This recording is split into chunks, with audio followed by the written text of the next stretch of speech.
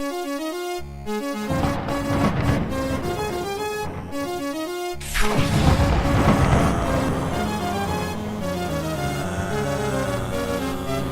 all you wonderful people and greetings from Little India.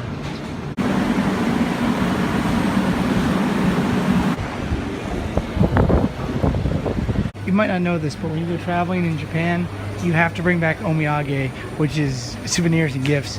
So today's my souvenir and gift day, and I've gone into more than just a grocery store, but this giant shopping center. This place is huge. It takes up like 2 city blocks. It's like 5 levels, and it's called Mustafar Center, and man, it's just packed to the brim with food, electronics, and cheapo stuff.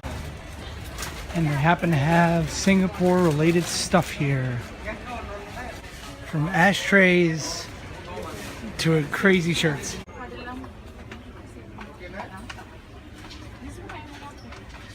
I guess I could just tell everyone I went to England instead. I mean, you wouldn't know the difference. I'm just afraid things like this are gonna break, so I think I'm gonna go for the middle one. Yeah.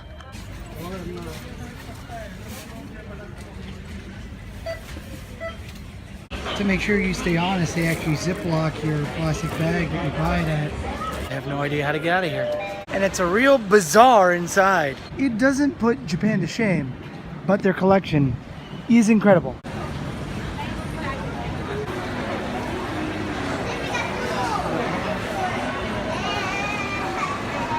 Well, that's a unique looking store right there, made out of storage containers. Wow, he's got a restaurant here too? Well, I'm here, I might as well go to the National Museum, which apparently shows off their diamond-plated cement mixing truck. I too hope that when I make it to Valhalla, I ride in on a vehicle that is plated, shiny, and chrome. Because if this was a Mad Max universe, I'd want this too. The best thing is air conditioning. And this month is the 130th anniversary of the museum. Also, it's free.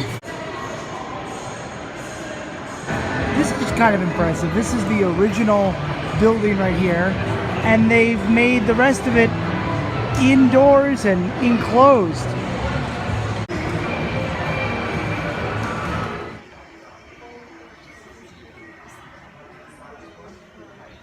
Now, I know this joke is very dated, but I'm on a boat.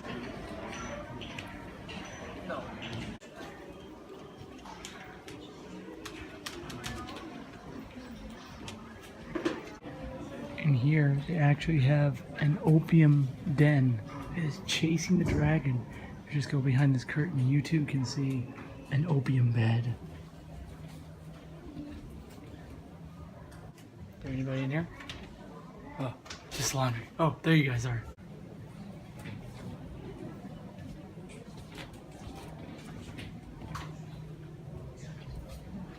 Opiates, opiates, opiates. Don't smoke the pots, kids.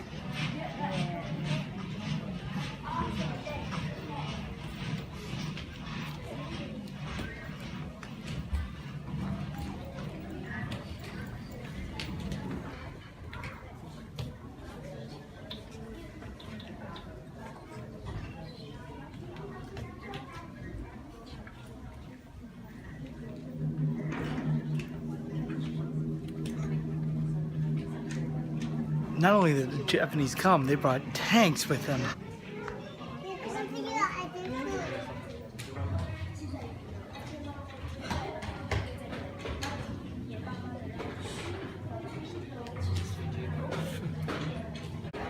So during the Japanese stay in Singapore, they did a great inspection, which is actually brought towards the Chinese, and they tried to wipe out the Chinese here.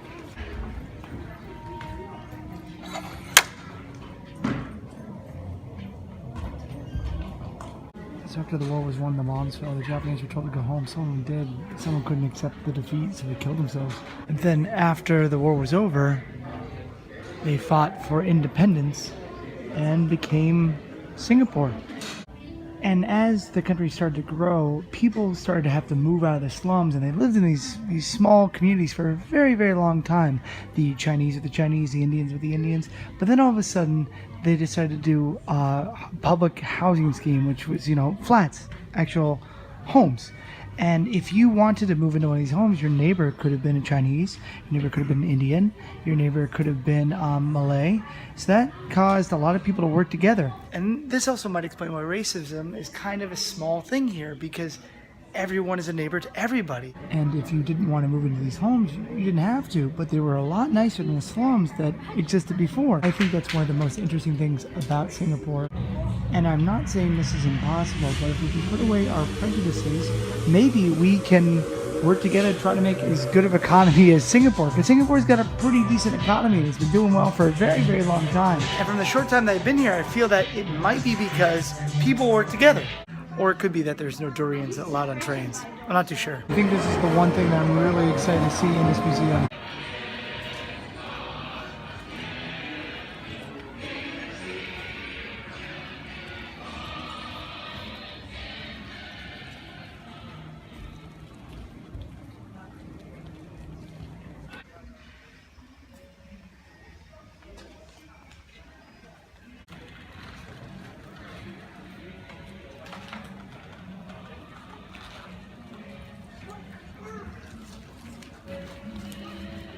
Very interesting. They actually got a Japanese camera because that's one of the most dangerous weapons.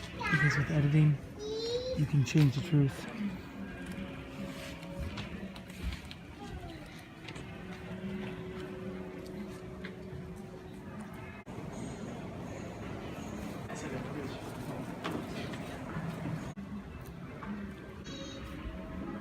There's a shelter.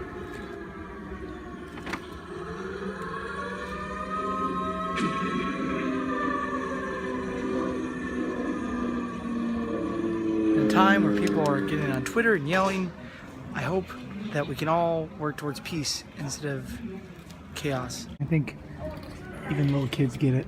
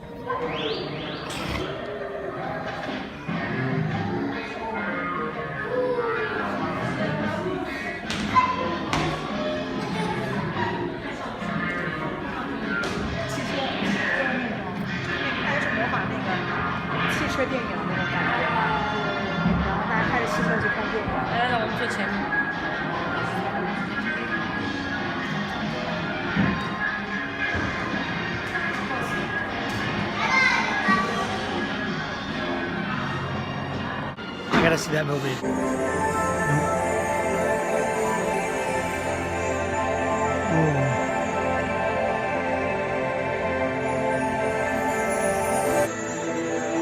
I didn't expect this.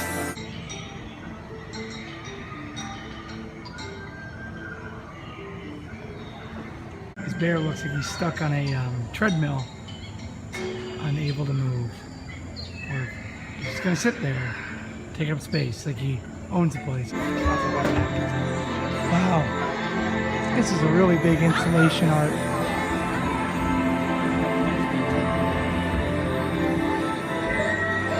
I was not expecting that.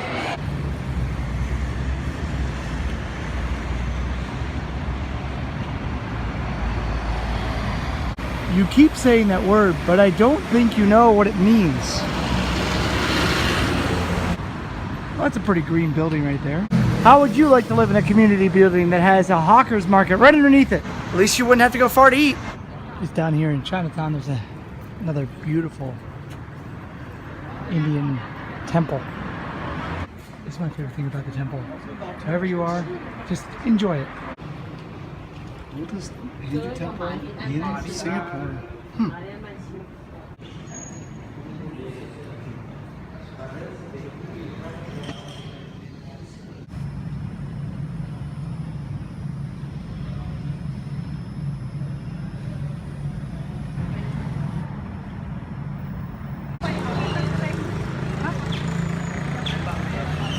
So right here is the temple that houses the Buddhist tooth, and the whole Chinatown area is very, very interesting.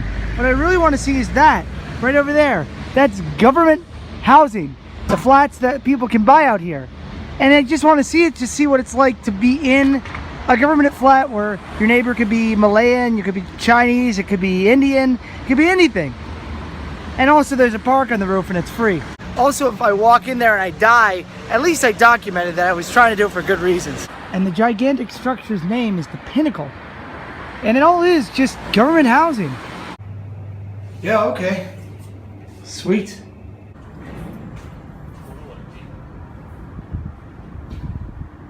However, you need a key to get outside. Looks like I goofed up, so never mind. I fell for the oldest trick in the book. The need to have a key to get in trick. Well, it was worth a shot. I gotta try one of these orange juice vending machines here. Do I get to choose, or is it just, it's juicing? Okay, I see.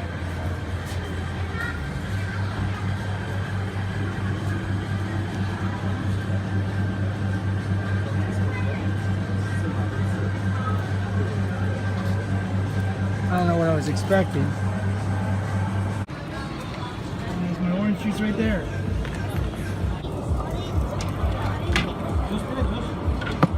There we go. However, the ultimate thing is, it tastes good. It tastes really good.